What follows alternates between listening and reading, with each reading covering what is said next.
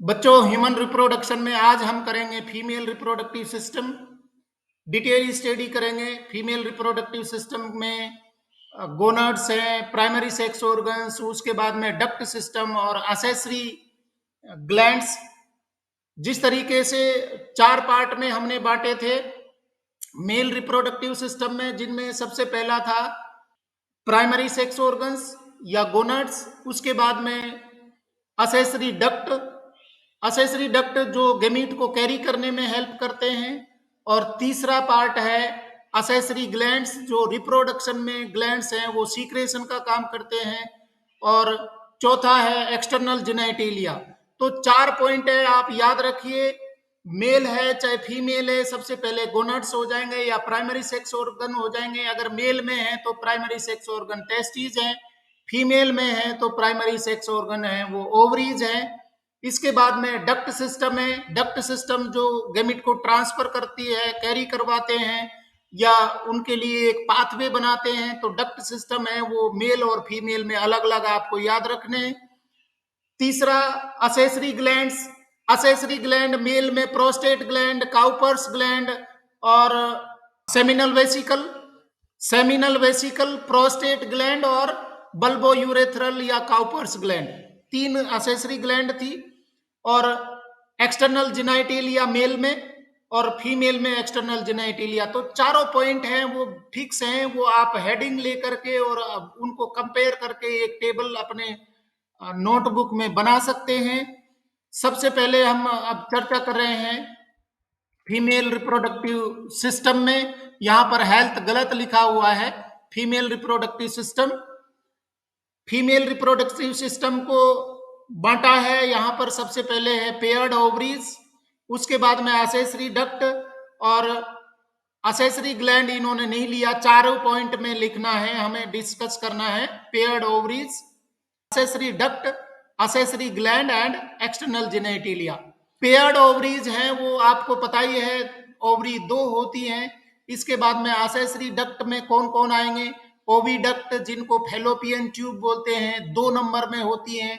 Uterus है, एक ही होता है, सिंगल है। और वेजाइना है। इसके बाद में एक्सटर्नल जेनाइटेलिया में क्या क्या पार्ट रहेंगे? Mons pubis, vestibule, hymen, clitoris. तो सारी स्ट्रक्चर्स हैं, उनको हम डिटेल में करेंगे। सबसे पहले पेयर्ड ओवरीज। ओवरीज की लोकेशन है वो आप देख सकते हैं कहां पर लोकेट होती हैं ओवरी। यहाँ ये डायग्राम में आप ये देख पा रहे हैं, लार्ज व्यू है, ये ओवरी की पोजीशन दी है बॉडी में। इसके बाद में डक्ट सिस्टम में फैलोपियन ट्यूब। फैलोपियन ट्यूब है वो दो होंगी। इनके कितने पार्ट होते हैं वो आगे डिटेल में पढ़ेंगे, आपको याद रखना जरूरी है। फैलोपियन ट्यूब, फैलोपियन ट्यूब के बाद में एक कॉमन यूट्रस है। यूट्रस में कौन कौन सी वॉल होती हैं वो भी आगे चर्चा करेंगे। और नेक्स्ट पार्ट है वेजाइना। तो इस तरीके से ये मेल रिप्रोडक्टिव सिस्टम की स्ट्रक्चर है। सबसे पहले हम कर रहे हैं paired ovaries, primary sex organs which produce ova और female gamete and steroid ovarian hormones, oestrogen and progesterone. बच्चों याद रखिए, प्राइमरी सेक्स ऑर्गन या गोनाड उनको कहते हैं जहां पर गेमीट फॉर्मेशन होता है। तो फीमेल गेमीट्स हैं यहां पर बन रहे हैं, जिसको ओवा बोल रहे हैं। और साथ में ही ये जो प्राइमरी सेक्स ऑर्गन्स हैं वो फीमेल हार्मोन्स भी सीक्रेट करती हैं। इन हार्मोन्स के नाम है ईस्ट्रोजन एंड प्रोजेस्टेरोन। कौन से टाइप के हार्मोन है ये? स्टीरोइड टाइप के हार्मोन्स होते हैं। Each ovary is about 2 to 4 centimeter in length. They are located on both sides of the lower abdomen and connected to the pelvic wall and uterus by ligaments. आप ये देख सकते हैं, ये ligament हैं। ये लिगामेंट के द्वारा वो फैलोपियन ट्यूब के साथ में और साथ में यूट्रस के साथ में ये कनेक्ट होती है ओवरी, जिससे अपनी पोजीशन पर हैंग रह सके। तो ये ओवरी हैं वो आलमंड शेप होती है, जैसे बादाम की शेप होती है उस तरीके की आलमंड शेप ओवरीज होती हैं। इनकी लेंथ 2 से 4 सेंटीमीटर बताई गई है। और उनका लोकेशन है वो लोअर एब्डोमेन में है। और साथ में ही ये लिगामेंट के साथ में फैलोपियन ट्यूब के साथ कनेक्ट रहती है और यूट्रस वॉल के साथ में भी ये जुड़ी हुई रहती है। ओवरी है, उसकी स्ट्रक्चर देखिए, आपकी बुक में डिटेल में स्ट्रक्चर है वो दिया है, डायग्राम दिया आपकी बुक में, डिटेल स्ट्रक्चर यहां पर चर्चा करते हैं। सबसे पहले जो आउटर जो लेयर होती है वो जर्मिनल एपिथेलियम है, जिसको आप कोटेक्स कह सकते हैं। आउटर लेयर है, आउटर एरिया है ओवरी का, उसको आप कहेंगे कोटेक्स, और इनर पार्ट है उसको कहते हैं मेडुला। तो सबसे पहले तो ये बात याद रखनी है, कोटेक्स और मेडुला इसकी स्ट्रक्चर में, आउटर रीजन है वो कोटेक्स और इनर रीजन है वो मेडुला कहलाता है। दूसरी इंपॉर्टेंट बात है कि मेल में सेमिनिफेरस ट्यूब्यूल्स की इनर लाइनिंग में जर्मिनल एपिथेलियम थी, यहां पर ओवरी की जो कोटेक्स की आउटर लाइनिंग है वहां पर जर्मिनल एपिथेलियम पाई जाती है। जर्मिनल एपिथेलियम है, उसका काम क्या होता है, कंटिन्यूअस सेल डिवीजन करके ऊगोनिया या ओवम मदर सेल है उसको बनाती हैं, पैदा करती हैं, और वो ऊगोनिया है, ओवम मदर सेल है, वो एंटर कर जाती है मियोसिस डिवीजन में, और मियोसिस डिवीजन का रिजल्ट होता है फॉर्मेशन ऑफ हैप्लॉइड सेल्स और गैमीट्स। तो सबसे पहली बात करते हैं कि ये गैमीट मदर सेल है वो डिफरेंशिएट हो जाती है, और डिफरेंशिएट हो करके उसके चारों ओर सेल्स की लेयर बन जाती है, और एक फॉलिकल, एक गांठ जैसी स्ट्रक्चर बन जाती है। तो उस गांठ का बनना शुरुआत है वो क्या कहलाता है, प्राइमरी फॉलिकल। प्राइमरी फॉलिकल के चारों ओर और डिफरेंशिएशन हो जाता है, ज्यादा लेयर्स हैं वो आ जाती हैं, तो वो ग्रोविंग फॉलिकल है वो बदल जाता है सेकेंडरी फॉलिकल में, सेकेंडरी फॉलिकल कन्वर्ट हो जाता है टर्सरी फॉलिकल में, और टर्सरी फॉलिकल है वो बदल जाएगा ग्राफियन फॉलिकल में। तो इस तरीके से ये फॉलिकल्स हैं वो धीरे धीरे बनना शुरू हुए हैं, primary follicle, secondary follicle, tertiary follicle, और लास्ट में क्वाटरनरी फॉलिकल या कह सकते हैं ग्राफियन फॉलिकल। आप यहां देख पा रहे हैं लेयर्स की संख्या, यहां पर जर्मिन ये जो लेयर्स है, सेल्स की लेयर है वो ओवम मदर सेल के चारों ओर कम है, उसके बाद में इनका लेयर है वो और बढ़ गई है। इसके साथ में यहाँ पर कुछ कैविटी भी डेवलप होना शुरू हो गई है। आप ये देख पा रहे हैं फॉलिकुलर सेल्स की लेयर है और कुछ कैविटी बन गई है। ये सारी कैविटीज हैं वो आपस में ज्वाइन होकर के और एक कॉमन लार्ज कैविटी बनाते हैं। इसको आप क्या कहेंगे, एंट्रम बोलेंगे। एंट्रम है वो एक फ्लूइड के द्वारा फिल रहता है, उसको हम बोलते हैं लिक्योर फॉलिक्यूली या फॉलिकुलर फ्लूइड। और इसके साथ में एक साइड से ये फॉलिकुलर सेल्स के साथ में वो जुड़ा रहता है, तो इस तरीके से ये मैच्योर फॉलिकल बन गया, ग्राफियन फॉलिकल। जब ग्राफियन फॉलिकल मैच्योर हो जाता है तो यहां से ओवम है वो रिलीज हो जाएगा, ये फॉलिकल रप्चर हो जाता है और रप्चर होकर के ओवम को रिलीज करता है। इस प्रोसेस को हम कहते हैं ओवुलेशन। तो बच्चों ये ध्यान करिए कि ये स्ट्रक्चर तो निकल के बाहर चली गई, अब यहाँ जो कैविटी बनी है वो कैविटी एक खांच के रूप में बची रहती है, ये कहलाएगी एम्प्टी फॉलिकल, और वो एम्प्टी फॉलिकल है वो बदल जाएगा कॉर्पस ल्यूटियम में। आप येलोविश कलर की एक यहाँ स्ट्रक्चर देख पा रहे हैं, corpus luteum. Corpus luteum act as temporary endocrine gland, ये बेकार नहीं जाती है। अब ये क्या काम कर रही है, जो फीमेल हार्मोन्स हैं उनका सीक्रेशन करना शुरू कर देती है, और कॉर्पस ल्यूटियम में धीरे धीरे एट्रोफाइड हो जाती है, मतलब हीलिंग हो जाती है इसकी, और वो बदल जाएगा कॉर्पस एल्ब्यूकेंस में, और कॉर्पस एल्ब्यूकेंस है वो धीरे धीरे क्या हो जाएगा, डिसअपियर हो जाएगा।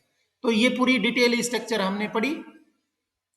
मैं क्या लेबलिंग दिया है वो मैं बता देता हूं, primary follicle, growing follicle, egg cell, follicular cells जो उसके चारों ओर लेयर बनाती हैं, मैच्योर फॉलिकल जिसको ग्राफियन फॉलिकल बोलते हैं, और फॉलिकल फ्लूइड, और जब रिलीज हो जाएगा, ओवुलेशन हो जाएगा, तो प्रोटेक्टिव सेल्स की लेयर आ जाएगी, और लास्ट में एम्प्टी फॉलिकल 6 है वो कॉर्पस ल्यूटियम, और ये डीजेनरेट हो जाएगा तो कॉर्पस एल्ब्यूकेंस। वो स्ट्रक्चर हमने यहाँ पर डायग्राम में देख ही ली। Vagina, cervix, ovary, fallopian tube, uterus और इसकी इनर लाइनिंग है, वो सारी डिटेल में चर्चा करेंगे। स्लाइड में क्या दिया है, each ovary is covered by a thin epithelium which encloses the ovarian stroma. The stroma has outer cortex and inner medulla. मैंने अभी बताया एक आउटर बाउंड्री है वो तो एपिथेलियम है, और इसके जस्ट नीचे का जो रीजन है वो कॉर्टेक्स, और सबसे अंदर का एरिया है वो medulla. Ovary contains groups of cells, ovarian और ग्राफियन फॉलिकल्स, ये अभी हमने चर्चा करी। Each follicle carries a centrally placed ovum. हर एक उसमें क्या है, ओवम है। इसके बाद में डक्ट सिस्टम कर रहे हैं कि ओवम रिलीज होने पर, यहां आपने देखा ये ओवम रिलीज हुआ, जैसे ही ओवम रिलीज होता है ये कैप्चर कर लिया जाता है किसके द्वारा, फैलोपियन ट्यूब के द्वारा या ओविडक्ट के द्वारा। तो ओवम रिलीज होने के बाद जहां होकर के वो ट्रेवल चल कर रहा है उसको हम क्या बोलेंगे, डक्ट सिस्टम, असेसरी डक्ट। और असेसरी डक्ट में क्या क्या शामिल है, ये इसमें शामिल है, एक तो ओविडक्ट, दूसरा यूट्रस, वेजाइना। डायग्राम देख लीजिए, बहुत इंपॉर्टेंट है डायग्राम, आपको नोटबुक में ड्रॉ करके भी रखना है। वेजाइना, इसके बाद में सर्विक्स, नैरो कैनाल है, ग्रीवा है, नेक जिसको कहते हैं वो सर्विकल कैनाल। इसके बाद में narrower part of the uterus that is called you cervix, और ये है मेन बॉडी जिसको आप क्या बोल रहे हैं, यूट्राइन फंडस या यूट्राइन बॉडी। और इसके अंदर कैविटी है जिसको यूट्राइन कैविटी। ओवरी की पोजीशन आपको पता ही है, ओवरी। इसके बाद में फैलोपियन ट्यूब है, उसके तीन पार्ट होते हैं। सबसे पहला जो यूट्रस के साथ में अटैच होता है वो कहलाएगा इस्थमस। उसके बाद में नेक्स्ट एरिया है, स्वेलिंग पार्ट है, वो कहलाएगा एम्पुला। और जो टर्मिनल पार्ट है वो कहलाता है इनफंडिबुलम। इनफंडिबुलम है वो एंड होता है फिंगर लाइक प्रोजेक्शन से, जिनको कहते हैं फिम्बरी। तो बच्चों याद रखिए, जो फैलोपियन ट्यूब है उसके तीन पार्ट हो गए, इस्थमस, एम्पुला, इनफंडिबुलम। आप इसको अपने हाथ से कंपेयर कर सकते हैं, जो मेन बॉडी से जुड़ा हुआ या कोहनी तक का जो एरिया है वो कहलाएगा इस्थमस। उसके बाद में जो रिस्ट है वो कहलाएगा आपका एम्पुला, और जो पाम है वो कहलाएगा इनफंडिबुलम, और फिंगर है वो तो फिम्बरी कहलाएंगे।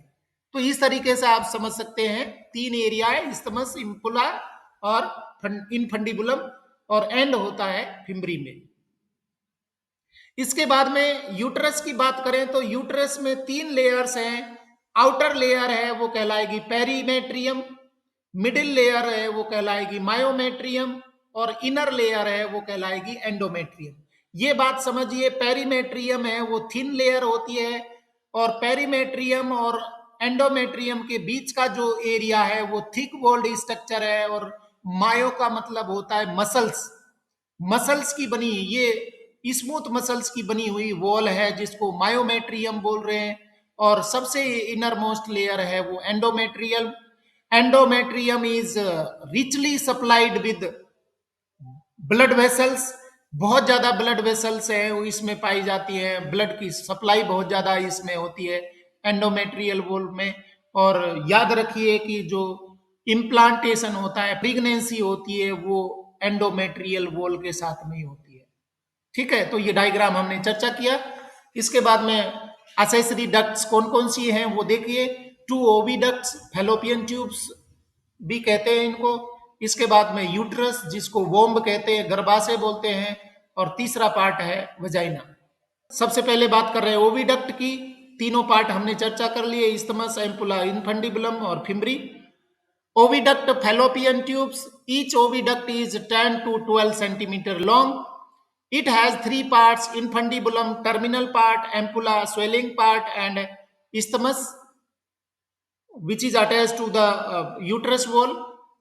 Infundibulum, funnel shaped opening with many finger like fimbri. It helps to collect the ovum. जैसे ही ओवरी से ओवम निकलता है, ये फिमरी की मदद से ओवम को कैप्चर करता है, कलेक्ट करता है।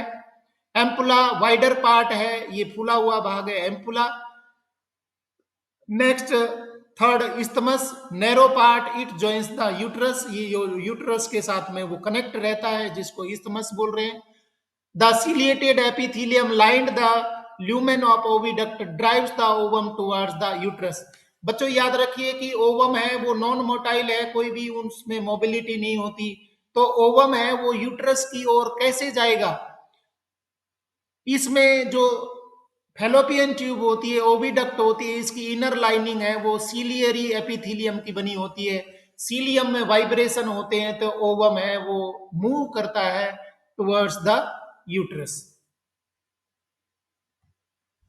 इसके बाद में चर्चा करेंगे यूट्रस में। यूट्रस की बॉडी को तीन पार्ट में यहां पर बांटा है। यूट्राइन फंडस है, कैविटी है, सर्विक्स है, सर्विकल कैनाल। तो क्या बोलेंगे, क्या स्ट्रक्चर है वो देखिए। It is inverted pear shaped, उल्टे नाशपाती के आकार की स्ट्रक्चर होती है यूट्रस की। It is supported by ligaments attach to the pelvic wall. Pelvic wall के साथ में यहाँ पर चारों ओर लिगामेंट्स हैं वो होते हैं, जिससे ये अपनी पोजीशन पर फिक्स रहती है। ओल्ड एज आ जाती है तो ये लिगामेंट्स है वो लूज हो जाते हैं और कई सारी फीमेल्स को यूट्रस है वो निकालना पड़ता है। Uterus has three parts, upper fundus, middle body, main body and terminal cervix. इसके तीन पार्ट हो गए, फंडस, इसके बाद में मेन बॉडी एंड सर्विक्स जो नैरोवर रीजन है। The uterine wall has three layers, इनकी हम चर्चा कर चुके हैं। Perimetrium external thin membrane, myometrium middle thick layer of smooth muscles and endometrium inner glandular and vascular layer. जो इनर मोस्ट लेयर है वो ग्लैंडुलर होती है और वस्कुलर का मतलब है richly supplied with the blood. Next duct system में ये वेजाइना है, ये रीजन है vagina. It opens to exterior between urethra and anus. The lumen of vagina is lined by a glycogen-rich mucous membrane consisting of sensitive papillae and Bartholin's gland. इनकी जो inner lining है वहां पर sensitive papillae पाई जाती है, मतलब sensation receive करने वाली कुछ स्ट्रक्चर्स पाई जाती है जिनको पेपिली बोलते हैं। और इसके अंदर बार्थोलिन ग्लैंड होती है जो सीक्रेटरी फंक्शंस रखती है। The secretions of Bartholin's gland lubricate penis during sexual activities. जो एक्सटर्नल जेनाइटेलिया है उसको वल्वा या पुडेंडम बोलते हैं। Consist of mons, pubis, vestibule, hymen and clitoris. सबसे पहले ए है mons pubis, a cushion of fatty tissue covered by pubic hair, cushion like structure है, उसको हम मोन्स प्यूबिस बोलेंगे। उसके बाद में vestibule, a median channel, it includes labia majora, large fleshy fatty and hairy outer folds surrounds vaginal opening. Next, labia minora, small, thin and hairless inner folds. C part, hymen, median head, a membrane which partially cover the vaginal opening. It is open, torn during the first coitus. Hymen may also be broken by a sudden fall or jolt, insertion of a vaginal tampon, active participation in some sports items, etc. In some women, hymen persist even after coitus, so the hymen is not a reliable indicator of virginity. Third part, clitoris, a highly sensitive organ laying just in front of the urethral opening. इसके बाद में accessory gland में एक तो Bartholin glands जो vagina में पाई जाती है वो हम चर्चा कर चुके हैं, और दूसरी इंपॉर्टेंट ग्लैंड है mammary glands, breast. Mammary glands की स्ट्रक्चर है, आप देखिए, पेक्टोरेलिस मेजर मसल्स, ये मसल्स यहाँ पर हैं, पेक्टोरेलिस मेजर मसल्स बोलेंगे इसको। इसके बाद में पेक्टोरल फैट पैड और सस्पेंसरी लिगामेंट्स जो उसको अटैच रखते, जोड़े रखते हैं। इसके बाद में मेमोरी एल्वोलाई, ये मेमोरी एल्वोलाई फूले हुए भाग हैं, गुच्छे के रूप में पाए जाते हैं, मेमोरी एल्वोलाई बोलते हैं। फिर मेमोरी में एल्वोलाई से मेमोरी ट्यूब्स अराइज होती है, और ये मेमोरी ट्यूब्स है lobules of two lobes of the mammary glands, memory tube से आपस में ज्वाइन होकर के और क्या बनाएंगी, लैक्टिफेरस डक्ट। लैक्टिफेरस डक्ट है वो एरियोला रीजन में आकर के और निपल के थ्रू बॉडी से बाहर निकलते हैं।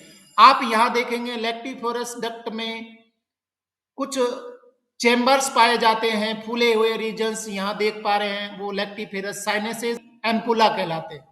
A pair of mammary glands contain glandular tissue and fat. Glandular tissue of each breast has 15 to 20 mammary lobes containing clusters of cells, जिनको आप मेमोरी एल्वोलाई कह रहे हैं। 15 से लेकर के 20 लोब्स पाए जाते हैं mammary alveoli. The cells of alveoli secrete milk, it is stored in the cavities lumen of alveoli, यहाँ पर स्टोर किया जाता है और मेमोरी ट्यूब्यूल्स के थ्रू और लैक्टिफेरस साइनेसेस के बाद में, और वो लैक्टिफेरस डक्ट के द्वारा निपल के थ्रू बाहर ओपन होता है।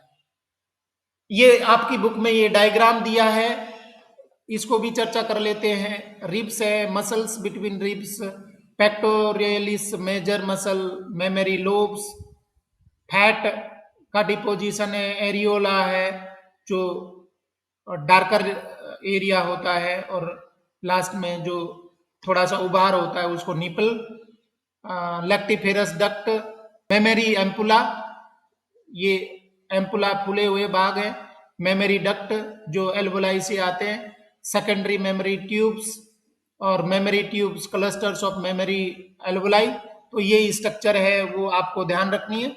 The alveoli open into mammary tubules, tubules of each lobe join to form a memory duct. Several memory ducts join to form a wider memory ampulla, which is connected to lactiferous duct through which milk is sucked out. तो sequence of milk conduction कैसे वो आगे बढ़ेगा, सबसे पहले बनता है memory alveoli में, वहां से जाएगा मेमोरी ट्यूब्यूल्स में, मेमोरी ट्यूब्यूल से मेमोरी डक्ट में, और मेमोरी डक्ट से मेमोरी एम्पुला में, और लास्ट में लैक्टिफेरस डक्ट के थ्रू बॉडी से बाहर वो मिल्क सीक्रेशन करता है। तो इस तरीके से बच्चों हमने फीमेल रिप्रोडक्टिव सिस्टम है वो कंप्लीट कर लिया।